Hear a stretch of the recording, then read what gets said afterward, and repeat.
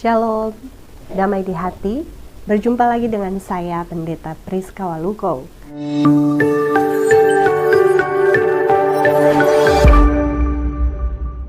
Kita akan merenungkan firman Tuhan bersama yang kali ini terdapat dalam kitab Yesaya pasal 55 ayat 1 sampai 13. Sebelum membaca dan merenungkan firman, marilah kita berdoa. Bapa Surgawi, kami mengucap syukur kepadamu untuk waktu dan kesempatan yang masih Engkau beri bagi kami, boleh lagi membaca dan merenungkan firman bersama. Tolonglah kami ya Roh Kudus, sehingga kami boleh mengerti dan memahami firman-Mu, dan kami mampu melakukannya dalam ketaatan. Kami percaya Engkaulah Tuhan kami, yang selalu menghendaki kami melakukan apa yang baik, ketika kami selalu setia dan taat mengikuti apa kata firman. Terpujilah Engkau ya Tuhan Yesus, Juru Selamat firman kehidupan. Amin. Oleh Lembaga Alkitab Indonesia memberi judul Seruan untuk turut serta dalam keselamatan yang dari Tuhan. Ayo hai semua orang yang haus, marilah dan minumlah air. Dan hai orang yang tidak mempunyai uang, marilah terimalah gandum tanpa uang pembeli dan makanlah. Juga anggur dan susu tanpa bayaran. Mengapakah kamu belanjakan uang untuk sesuatu yang bukan roti, dan upah jerih payahmu untuk sesuatu yang tidak mengenyangkan? Dengarkanlah aku, maka kamu akan memakan yang baik, dan kamu akan menikmati sajian yang paling lezat.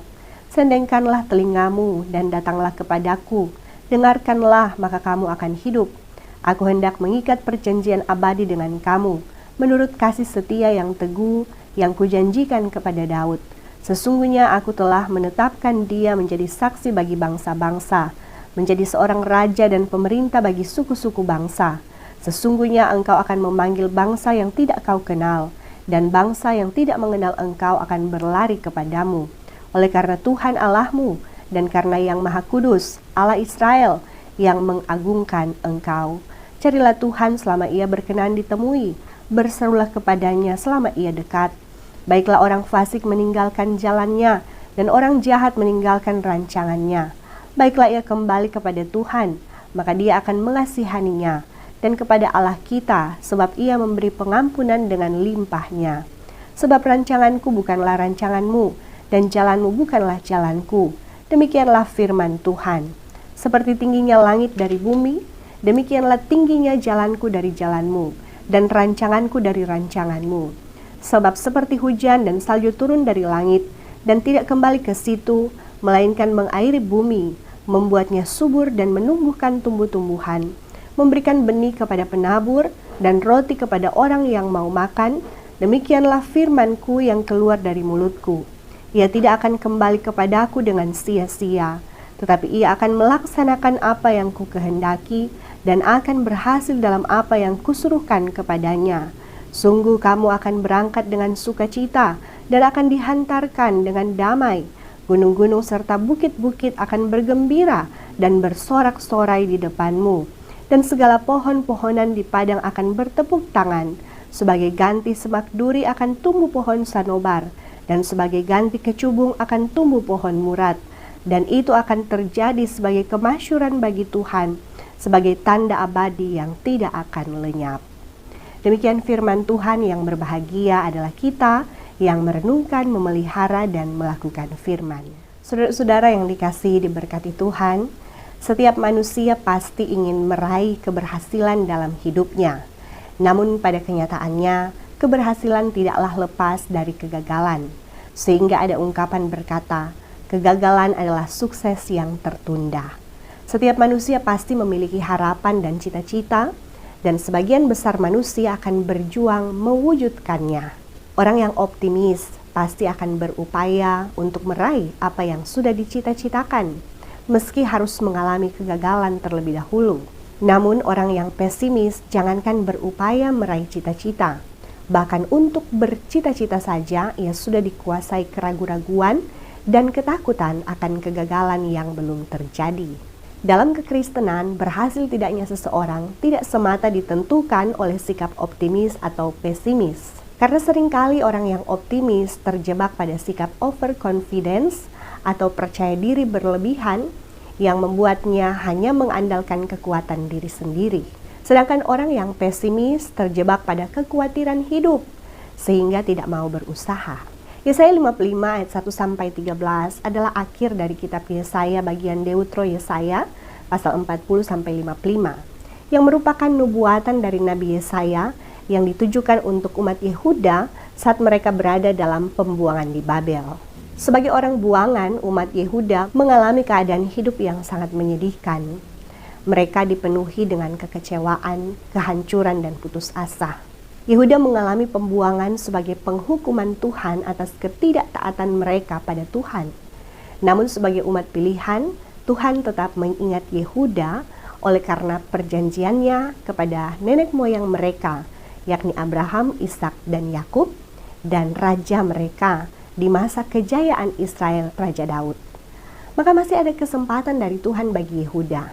Yesaya memberitakan bahwa setelah genap waktu penghukuman Tuhan bagi mereka, yakni 70 tahun, maka Tuhan Allah sendiri yang akan membebaskan mereka dan membawa mereka kembali pulang ke Yerusalem. Nabi Yesaya berseru untuk memanggil umat Yehuda agar mau menerima kemurahan Tuhan yang membawa kelepasan dan keselamatan yang digambarkan dengan ajakan untuk minum air bagi yang haus, bagi yang tidak punya uang dapat menerima dan memakan gandum tanpa membeli, dan menikmati anggur dan susu tanpa membayar.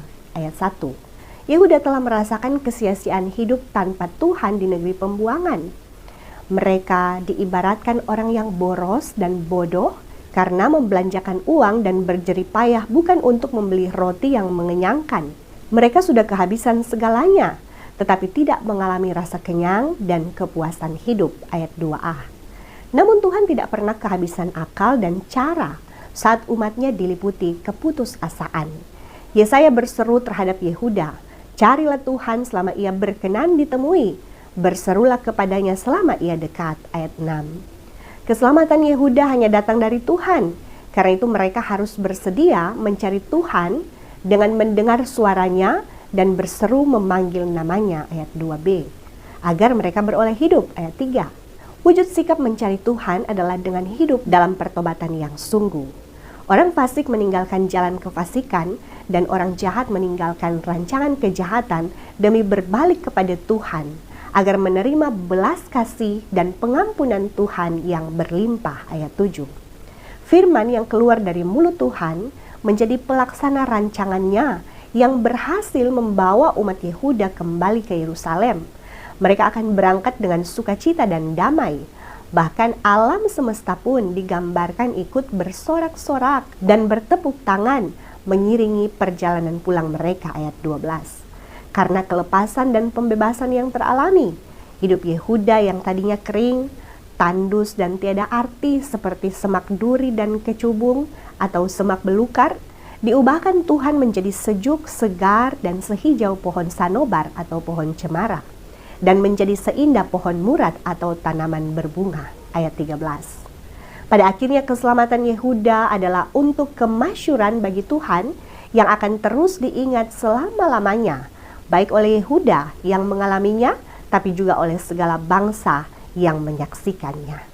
Saudaraku, hidup ini adalah kesempatan dari Tuhan agar kita tidak hidup pasif, tetapi aktif berkarya. Tidak ada salahnya kita punya harapan atau cita-cita di dalam dunia ini. Maka kita pun harus berusaha untuk meraihnya.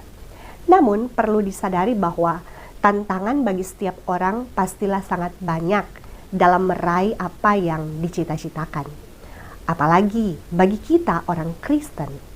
Tantangan yang harus dialami bisa jadi berlipat kali ganda karena dunia ini sering tidak ramah terhadap orang percaya yang ingin meraih keberhasilan namun tetap berkomitmen setia dan taat kepada Tuhan. Saat dunia menawarkan keberhasilan namun harus dibayar dengan hidup dalam dosa dan kenikmatan dunia, pilihan ada di tangan kita. Apakah kita mau menikmati keberhasilan duniawi yang bersifat semu? Kendati di mata dunia kita terlihat berhasil, namun hanya akan membuat jiwa kita diliputi rasa haus dan lapar yang tidak kunjung dapat dipuaskan dan dikenyangkan. Ataukah kita mau mengalami keberhasilan bersama Tuhan dengan pertama-tama mencari Tuhan dan kebenarannya yang bisa kita dapati di dalam firman Tuhan yang dengan tekun kita baca dan renungkan, dan terus berkomunikasi dengan Tuhan di dalam doa kepadanya, dan hidup menjadi berkat dan teladan dimanapun kita berada. Tentukan pilihanmu, karena pilihan yang kita buat menentukan kehidupan seperti apa yang akan kita jalani dan hidupi. Serahkanlah setiap harapan, rencana, dan perjalanan hidup kita kepada Tuhan. Karena sejak semula Tuhan sudah memiliki rancangan damai sejahtera bagi kita anak-anaknya. Ia tidak akan pernah merancangkan kecelakaan bagi kita. Ia tidak pernah merancangkan kecelakaan bagi kita. Bahkan hanya berjalan bersama Tuhanlah kita tidak akan tersesat di dalam dunia ini. Meskipun sebagai anak-anak Tuhan yang mau hidup taat, ada saat kita harus mengalami pahitnya kegagalan karena penolakan dunia atau konsekuensi hidup dalam ketaatan dan kebenaran. Namun, tetaplah setia. Berharaplah kepada Tuhan Yesus, karena Yesus sudah lebih dulu mengalami penolakan, bahkan terlihat gagal di mata dunia. Namun, ia tetap taat pada rencana Allah, bahkan taat sampai mati. Namun karena ketaatannya itu, Allah sangat meninggikan dia dan mengaruniakan nama di atas segala nama baginya. Filipi 2 ayat 8 dan 9. Maka bagi kita orang Kristen yang mau meneladani Yesus dalam ketaatannya, berbahagialah. Karena di dalam Yesus, pandangan kita akan keberhasilan tidak lagi terbatas pada keberhasilan dunia yang sifatnya sementara. Tetapi keberhasilan sejati adalah ketika hidup kita selalu dipenuhi dengan sukacita dan damai yang hanya bisa didapatkan di dalam Yesus, yang adalah firman kehidupan.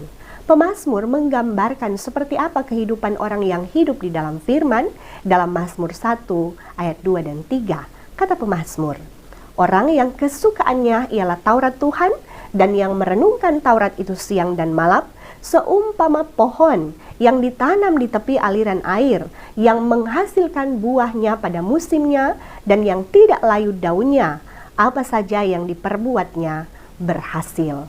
Terpujilah Kristus. Amin. Terimalah berkat Tuhan. Tuhan akan menjaga keluar masukmu dari sekarang dan sampai selama-lamanya. Amin. Sampai jumpa saudara.